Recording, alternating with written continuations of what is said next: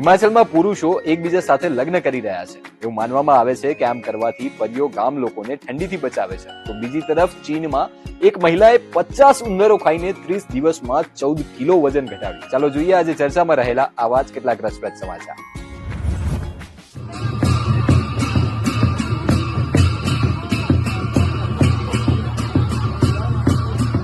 આ વિડીયો હિમાચલ પ્રદેશના કિન્નોરમાં શિયાળાની શરૂઆતમાં ઉજવાતા રૌલેન ઉત્સવનો છે. તેમાં પુરુષો તેમના ચહેરા ઢાંકેલા પરિણીત યુગલોમાં નાચતા અને ગાતા જોવા મળે છે. રૌલેન સૌની નામની પર્વતીય પરીઓને સમર્પિત છે. એવું માનવામાં આવે છે કે કઠોર શિયાળા દરમિયાન સૌની તેમના સ્વર્ગીય મહેલોમાંથી ગામડાઓમાં નીચે આવે છે. તેઓ સમગ્ર શિયાળા દરમિયાન ગામ લોકોનું રક્ષણ કરે છે અને ઉનાળો આવે ત્યારે પાછા ફરે છે. આ તહેવાર દરમિયાન પુરુષો એકબીજા સાથે લગ્ન કરે છે. તેમને રૌલાન કહેવામાં આવે છે. બંને મોટા કિન્નોર ઊનના કપડા પહેરે છે. ઉત્સવના છેલ્લા દિવસે કન્યા અને વરરાજા અને ગ્રામજનો નાગિન નારાયણ મંદિરની મુલાકાત લે છે.